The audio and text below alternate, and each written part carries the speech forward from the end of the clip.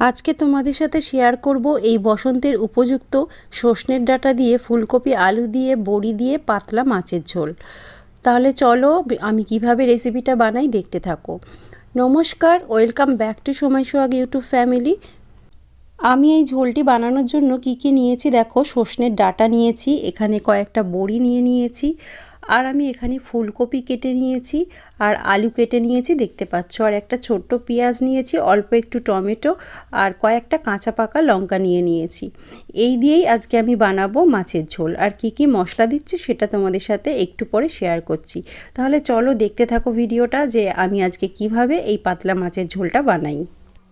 আমি প্রথমে কড়াই বসিয়ে জল গরম করতে দিয়েছি। এবার এর মধ্যে কেটে রাখা আলু আর ফুলকপিগুলো দিয়ে দেব, আর তার সঙ্গে আমি একটুখানি নুন দিয়ে দেব, যাতে এটা সেদ্ধ হওয়ার সময় নুনগুলো ফুলকপি আর আলুর মধ্যে ঢুকে যায়। খুব একটা বেশি নরম করে সেদ্ধ করার দরকার নেই, মোটামুটি একটু সেদ্ধ করে নেব। আজকে আমি এখানে ডিমওলা ট্যাংরা মাছ দিয়ে এই ফুলকপি আলুর পাতলা ঝোল বানাবো, যেটা সজনের ডাঁটা আর বড়ি দিয়ে হবে। তো প্রত্যেকটা ট্যাংরা মাছে প্রচুর মোটা করে ডিম রয়েছে, সেটা তোমরা দেখতে পাচ্ছ। আর ট্যাংরা মাছ ডিমওলা খেতে তোমরা কে ভালোবাসো অবশ্যই কিন্তু কমেন্ট করে জানিও। ট্যাংরা মাছের মধ্যে আমি নুন আর হলুদ দিয়ে খুব ভালো করে মাছগুলো মাখিয়ে কিছুক্ষণ রেখে দেব। ওইদিকে তো ফুলকপি আর আলু সেদ্ধ হচ্ছে, আর দেখতে পাচ্ছ কি সুন্দর বেশ বড় বড় ডিম রয়েছে ট্যাংরা মাছের মধ্যে, দেখেই বেশ লোভনীয় লাগছে। যারা তো ভালোবাসো তারা তো অবশ্যই জানো যে কত ভালো খেতে লাগে।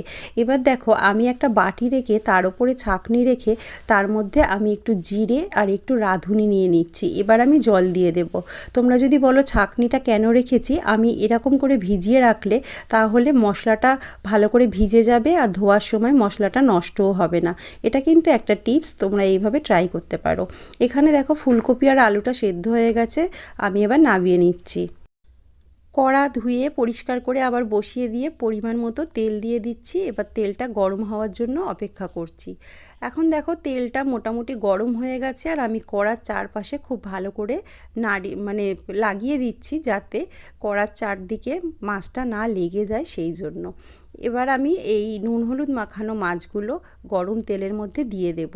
তার আগে একটু নুন দিয়ে দিলাম, কারণ তোমরা সবাই জানো যে ট্যাংরা মাছ একটু ছিটকায়, তো সেই জন্য আমি একটু নুন দিয়ে দিলাম। এবার আমি মাছগুলো সব কড়াইয়ের মধ্যে দিয়ে দিলাম। মাছগুলো একটু ভালো করে ভাজা হোক, ততক্ষণে আমি এই মশলাটা বানিয়ে নিই। মশলার জন্য দেখো আমি টমেটো নিয়ে নিলাম আর পাকা লঙ্কা নিয়েছি, আর যে আমি রাঁধুনি আর জিরেটা ভিজিয়ে রেখেছিলাম সেটাও এর মধ্যে দিয়ে দিলাম। এবার আমি অল্প একটু জল দিয়ে মশলাটা পেস্ট করে নেব। এখন মাছ ভাজা তেলের মধ্যে আমি বড়িগুলো ভেজে নিচ্ছি। তোমরা বড়িগুলো আগে ভেজে নিতে পারো, আমি পরেই ভাজলাম।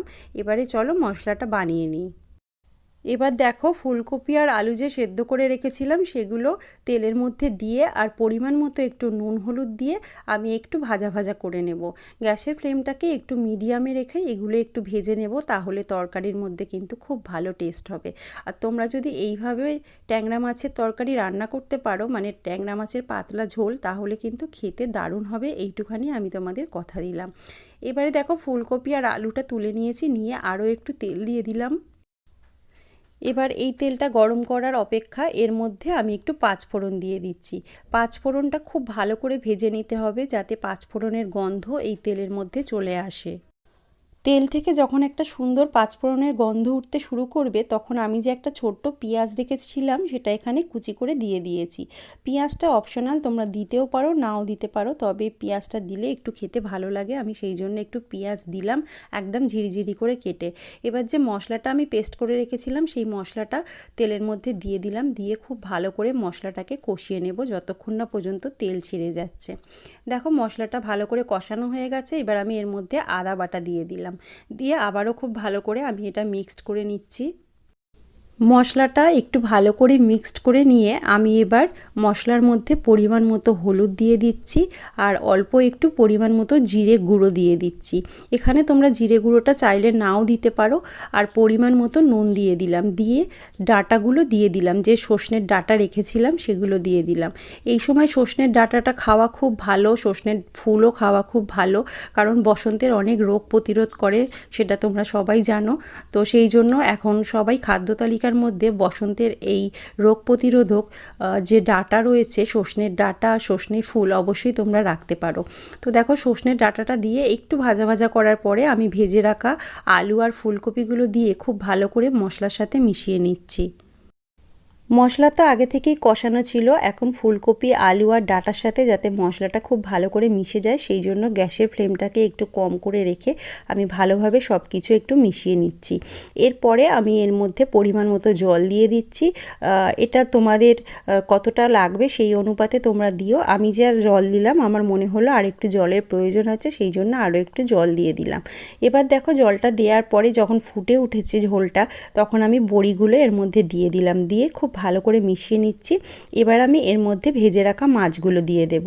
এখন দেখতে পাচ্ছ ঝোলের কালারটাও কিন্তু অনেকটা চেঞ্জ হয়ে গেছে, কারণ যেহেতু আমি পাকা লঙ্কা দিয়েছিলাম সেই জন্য কিন্তু ঝোলের কালারটা এত সুন্দর লাল লাল হয়েছে। এবার ট্যাংরা মাছগুলো দিয়ে ঝোলটা আর একটু ফুটিয়ে নামিয়ে নিলেই কিন্তু এই ঝোলটা সম্পূর্ণ রেডি হয়ে যাবে। তাহলে আজকে আমার এই ভিডিওটা তোমাদের কেমন লাগলো? যদি ভালো লাগে একটা লাইক করে কমেন্ট করো। যারা এইভাবে খাওনি একদিন খেয়ে দেখো, অবশ্যই ভালো লাগবে। তাহলে আজকে আসি, আবার দেখা হবে পরের দিন নতুন একটা কোনো রেসিপির সাথে। সবাই ভালো থেকো।